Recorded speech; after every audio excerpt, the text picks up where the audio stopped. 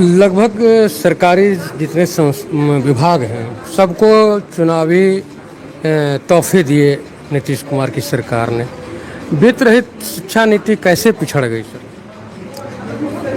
चुनाव तो हर 5 साल में आते हैं और विगत कई सालों से हम लोग उस दिशा से प्रयासरत थे, लेकिन इस बार हम लोग ये सोच के नहीं आए हैं कि चुनाव है तो हमें कुछ मिल जाए। ऐसा होता तो हम यहाँ नहीं आते। लेकिन वर्तमान परिस्थिति ये है कि एक ही तरह के प्रबंधकीय व्यवस्था के तहत जो विद्यालय सरकार ने खुलवाए थे आमजनों के द्वारा, उसमें जो मदरसा के थे, संस्कृत भाई के थे, उन सबको वेतनमान दे दिया। क्यों दे दिया?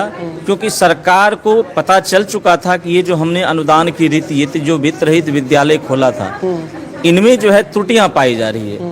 इनका भान सरकार को हो चुका था। और पिछले वर्ष में, पिछले कुछ वर्ष पूर्व सरकार की बातों को हम समझ सकते थे कि उनके पास वित्तीय व्यवस्था जो है वो मजबूत नहीं थी, आर्थिक दृष्टि से वो मजबूत नहीं थे। इसीलिए शायद हम लोग ऐसा मान रहे हैं कि इसीलिए शायद वो पहले मदरसा वाले को, फिर संस्कृत वाले को फेज बाई फेज वो वेतनमान देते आ रहे थे। तो हमें भी आस जगी कि ठीक है, सरकार की आर्थिक स्थिति अगर मजबूत नहीं है तो धीरे धीरे ही सही वेतनमान कर रही है। लेकिन अब कितना इंतजार करें?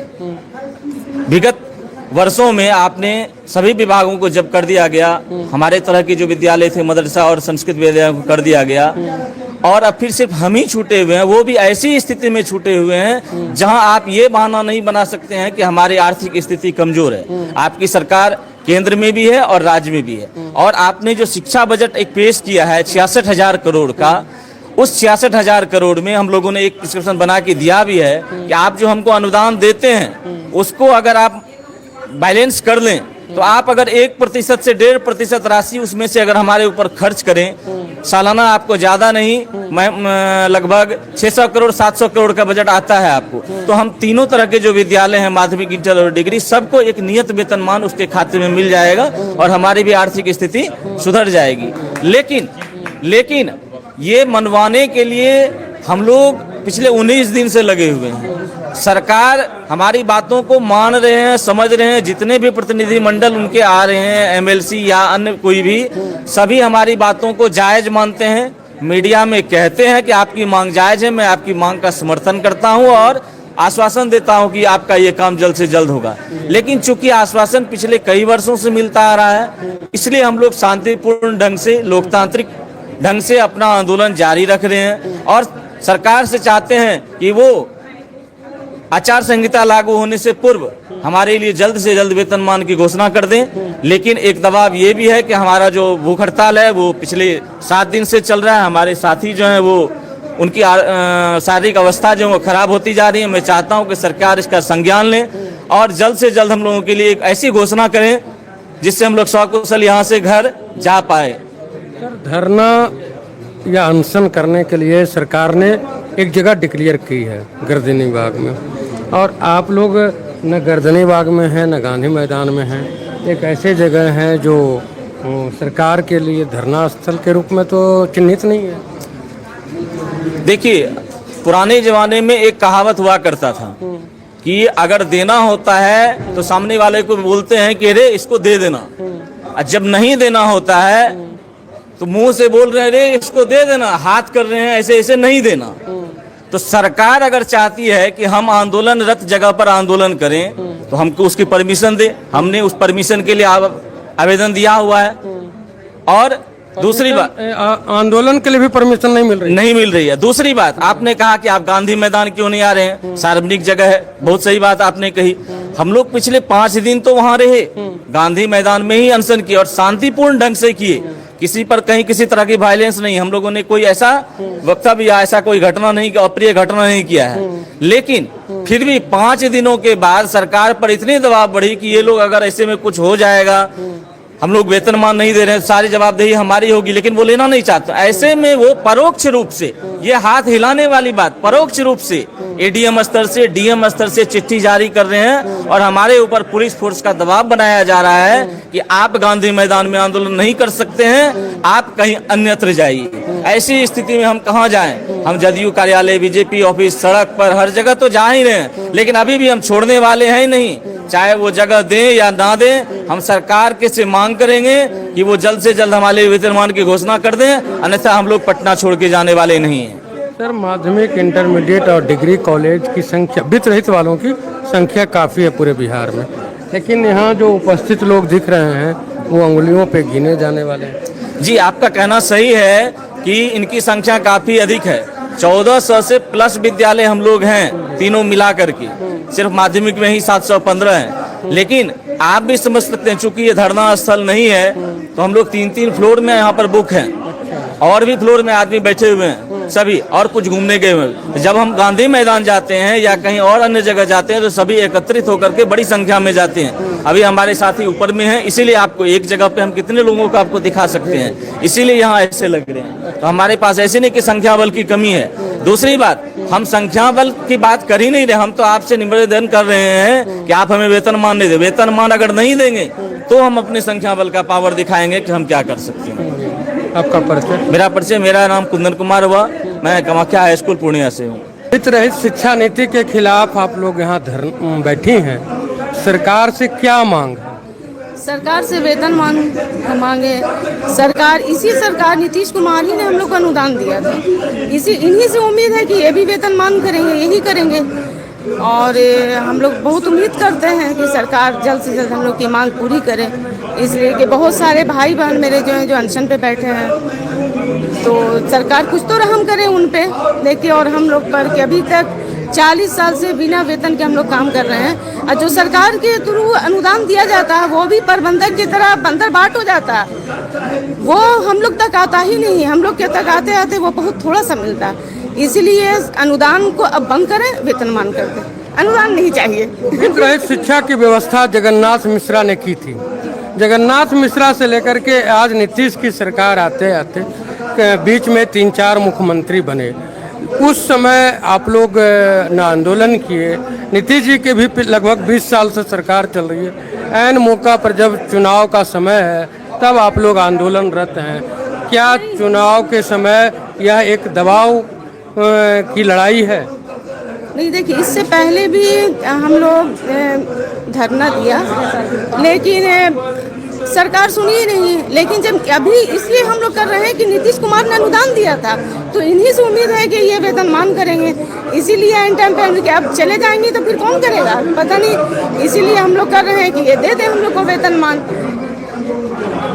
लगभग सभी विभाग को सरकार ने अभी चुनावी गिफ्ट उपहार दिया है, वित्त रहित वाले इस उपहार से कैसे चूक गए? पता नहीं सरकार की मंशा क्या है कि वित्त रहित वाले को नहीं कुछ दिया, हालांकि सबको दिया। टोला सेवक हैं, कौन दीदी, नानी, दादी, सबको दिया, लेकिन सिर्फ वित्त रहित वाले छूट गए, इनको नहीं दिया। बताइए, हम लोग बहुत मुश्किल में जिंदगी गुजार रहे हैं, हम लोग को वेतन नहीं मिलता है, अनुदान तो प्रबंधक ही लूट लेता है, लेकिन हम लोग का आ ही नहीं पाता।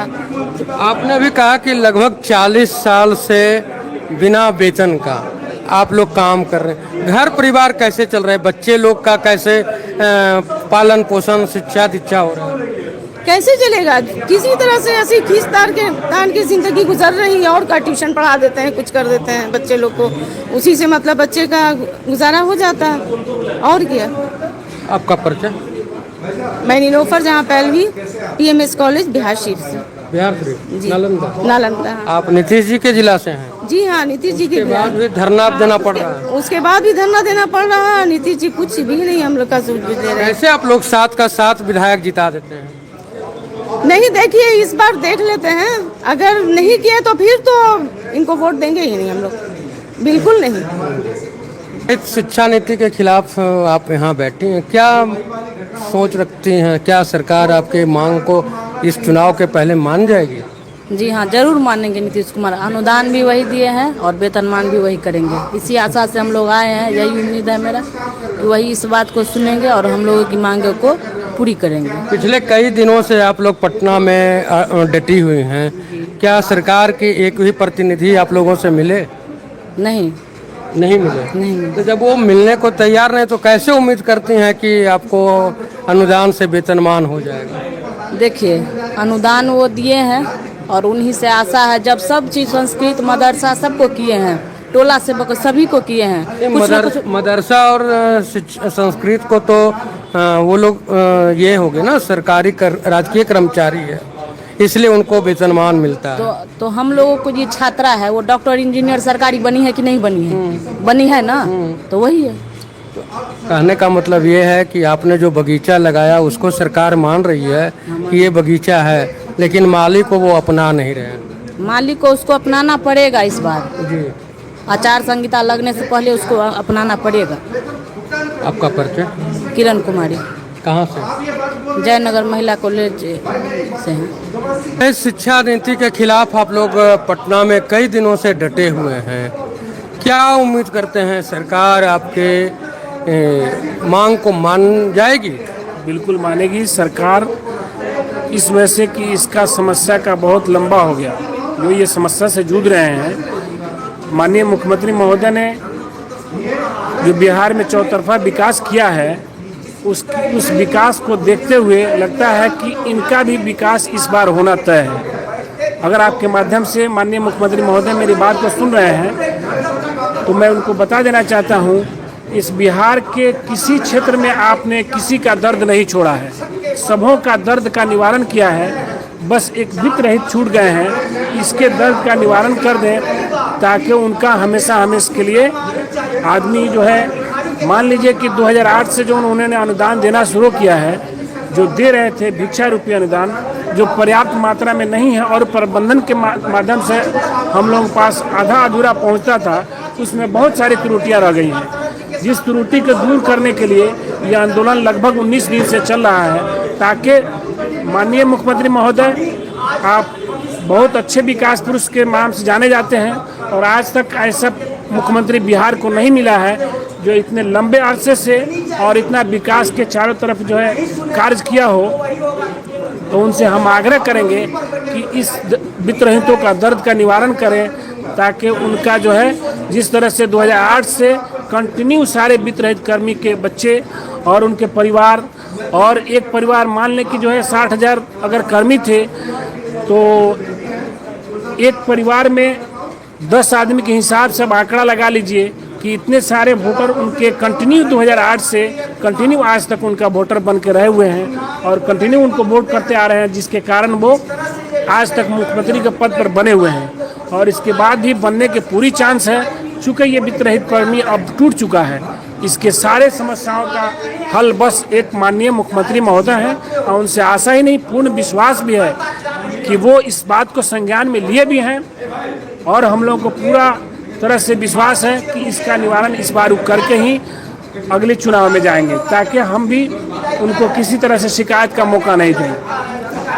क्या लगता है आपको कि सरकार अभी जितने डिपार्टमेंट है लगभग को चुनावी उपहार दे दी कि आप वित्त रहित वाले और एक 112 के चालक, आप ही 2 विभाग छूट गए, क्या उम्मीद है कि सरकार ये दोनों को भी चुनावी उपहार दे पाएगी? माननीय मुख्यमंत्री जब महोदय से एक बात और मैं उनको संज्ञान में दे देना चाहता हूँ कि जो आपका सपना बिहार में है कि हर जगह हम डिग्री कॉलेज हर प्रखंड में खोलेंगे, तो हमारे वित्त रहित इंटर कॉलेज, माध्यमिक कॉलेज और डिग्री कॉलेज इस रूप में पर्याप्त आपको मिल जाएंगे, जहां उनके पास भूमि, शिक्षक, छात्र और इंफ्रास्ट्रक्चर ऑलरेडी अवेलेबल है, उसको डिग्री में कन्वर्ट करके आप चला सकते हैं। आपके पास बहुत सारे जो है अनुभवी और जो है तेज तर्रार अफसरान काम करते हैं, आप उनसे मशवरा लीजिए कि इसको कैसे किसी स्लैब में डाला जाए ताकि इन लोगों का निवारण हो जाए। इनके भी बाल बच्चे हैं जो आज तक भूखे तड़प रहे हैं, इनका भी अब क्या बचा है सर, मुश्किल से हमको लग रहा है कि 40,000 में से 40,000 जो अभी बचे हैं, 40,000 में से भी 4-5 साल में लगभग 30,000 लोग 25,000 लोग निकल जाएंगे। 4-5 साल में ये रोल रिटायर हो जाएंगे, बाकी मुश्किल से 10-15,000 लोग बचेंगे। 10-15,000 लोगों के बाद सारी सीटें आपकी खाली है, अभी भी खाली है, उसको आप जो है अपने स्लैब से भरिए।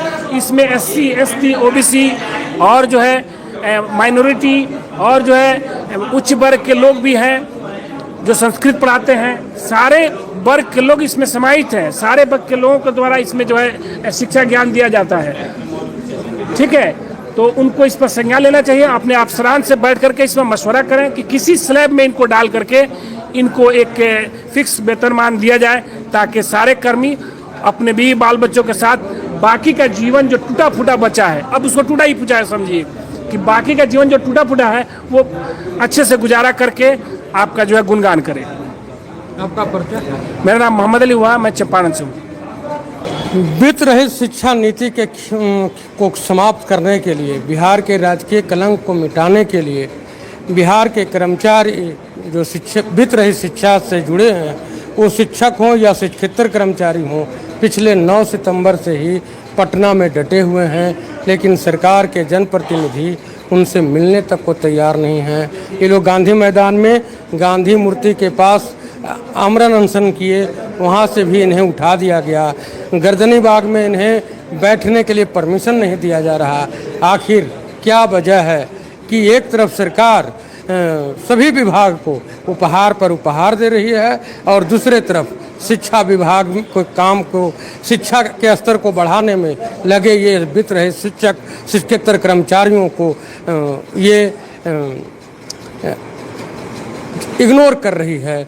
इस पर सरकार को विचार करना चाहिए। धन्यवाद।